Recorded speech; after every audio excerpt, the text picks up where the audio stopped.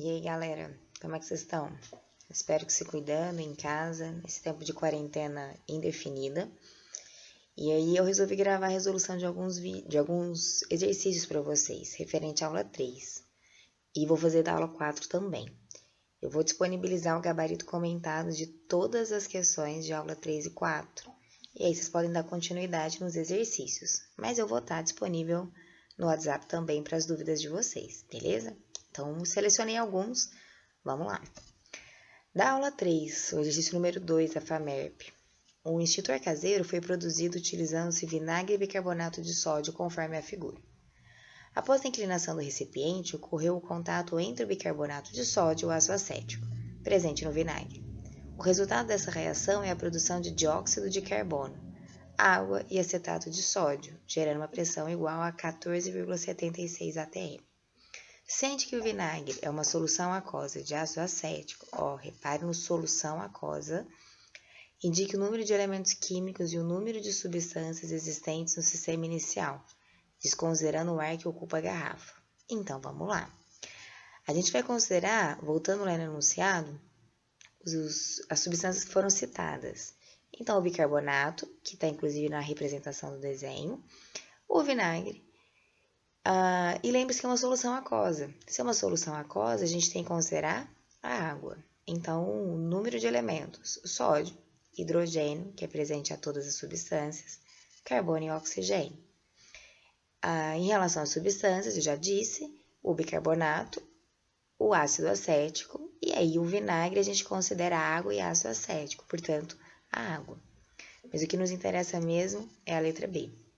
Considerando que o experimento ocorra a 27 graus e que a constante universal dos gases seja igual a 0,082 atm litro mol menos 1 Kelvin menos 1 e que o volume disponível para o gás seja igual a 100 ml, calcule a massa de gás carbônico produzida na reação.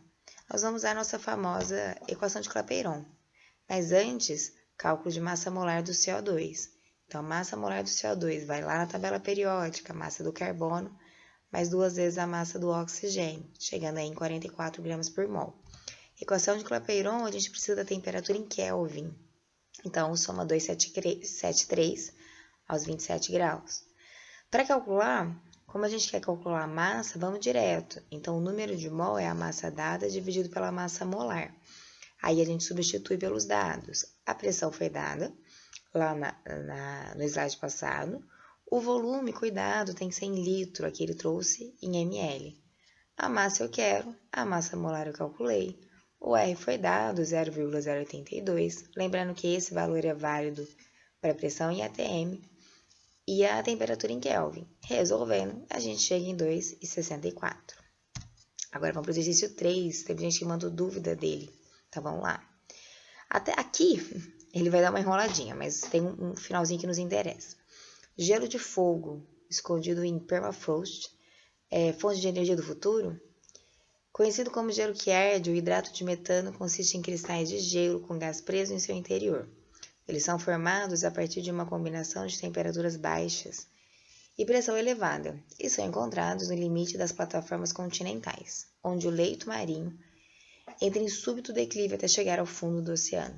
Acredita-se que as reservas dessa substância sejam gigantescas. A estimativa é de que haja mais energia armazenada em hidrato de metano do que na soma de todo o petróleo, gás e carvão do mundo.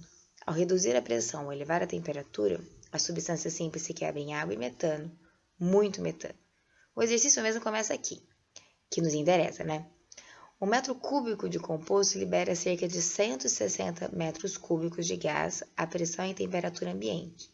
As condições ambientes, portanto, pressão 1 atm e a temperatura é convencionado 25 graus, o que o torna uma fonte de energia altamente intensiva. Para armazenar todo o gás do interior em 1 metro cúbico de gelo de fogo, num cilindro de 1 metro cúbico e a temperatura de 0 graus, é necessária uma pressão em atm. Aqui ele dá uma sacaneadinha. Tá vendo que ele trouxe a constante universal dos gases? Mas ele não pediu massa, ele não pediu número de mol, então eu não vou precisar dela. O que nós vamos usar? Vamos anotar os dados do exercício primeiro para se organizar. O volume inicial, 160 metros cúbicos. Lembra as condições ambientes que ele falou lá atrás? 1 atm, 25 graus. em Kelvin 298. Depois, ele trouxe para a gente uma nova condição. Então, agora ele quer que todo esse volume de gás seja armazenado no cilindro de 1 metro cúbico, numa nova condição de temperatura 0 graus Celsius ou 273 Kelvin. Sendo assim, nós vamos usar o nosso famoso PVT, Pivotó, aqui representado por P1, V1, T1, P2, V2, T2, o que dá no mesmo. Então, a pressão inicial, 1, nessa condição, o volume 160. Ah, pode deixar em metro cúbico? Pode, desde que o volume inicial esteja em metro cúbico, o volume final também.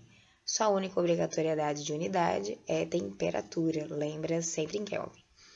Então, pressão 1, volume inicial 160, temperatura em Kelvin 298. Eu quero a pressão 2, quando a temperatura vale 273. E aí a gente chega em 146 atm, o que nos leva à letra B.